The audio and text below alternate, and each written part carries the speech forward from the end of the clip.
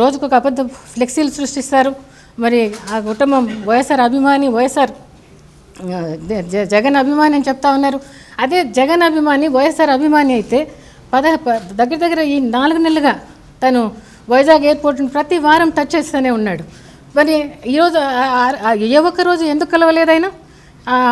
అబ్బాయి ఎందుకు కలవలేదు? కలిసిన రోజే గొంతుకు కత్తి పెట్టాల్సిన అభిమాని అయితే గొంతు కత్తి పెడతాడని చెప్పి నేను అడుగుతా ఉన్నాను ఇవాళ.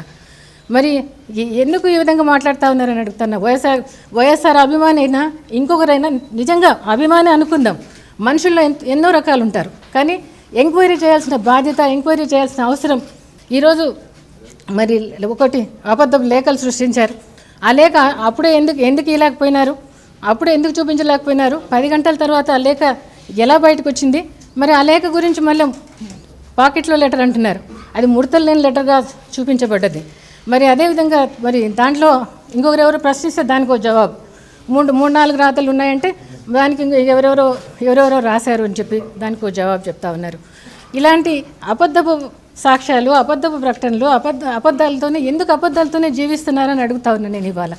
ఒక్కటే అడుగుతా ఉన్నాను నేను, ఎంక్వైరీ జరగాలి, నిజాయితీగా నిష్పక్షపాతమైన ఎంక్వైరీ జరగాలని అడుగుతా ఉన్నా ఇవాళ. నేను ప్రతి ఒక్కరిని కోరుతా ఉన్నా, ఈరోజు అందరినీ కూడా కోరుతా ఉన్నా ఇవాళ. మీరు ప్రజలందరూ కూడా ఏకీభవించి ఎంక్వైరీ కావాలని అడగాలని కూడా కోరుతా ఉన్నా.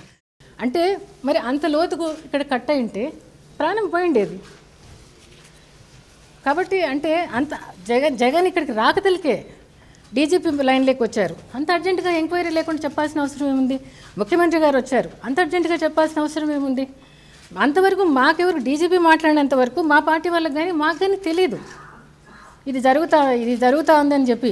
ఎవరో చేశారు, ఏదో పిచ్చోడు ఏదో చేశాడని చెప్పి అనుకున్నాడు జగన్, అందుకనే వచ్చినాడు. జగన్ ఒకవేళ అట్లా డ్రామాలు చేసేటట్లయితే అదే షర్ట్ వేసుకొని ఇంకా అట్లే వచ్చి ఏడవడము చేయడము అట్లాంటివన్నీ చేసిండు. రాజశేఖర రెడ్డి గారికి, జగన్ గారికి చాలా గుండె దిట్టు ఇచ్చినాడు దేవుడు. వాళ్ళ కష్టాలు బాధలు వాళ్ళు మాత్రమే భరిస్తారు, సంతోషాన్ని బయట పంచుకుంటారు వాళ్ళు. కాబట్టి ఎలాంటి ఇది లేకుండా మళ్ళీ సోషల్ మీడియాలో ఎక్కడ గొడవలు అవుతాయని చెప్పి సమయస్ఫూర్తితో తను వెంటనే నేను బాగుండాను, ఎలాంటి గొడవలు చేయొద్దు అని చెప్పి తను ఫ్లైట్ ఎక్కడం జరిగింది.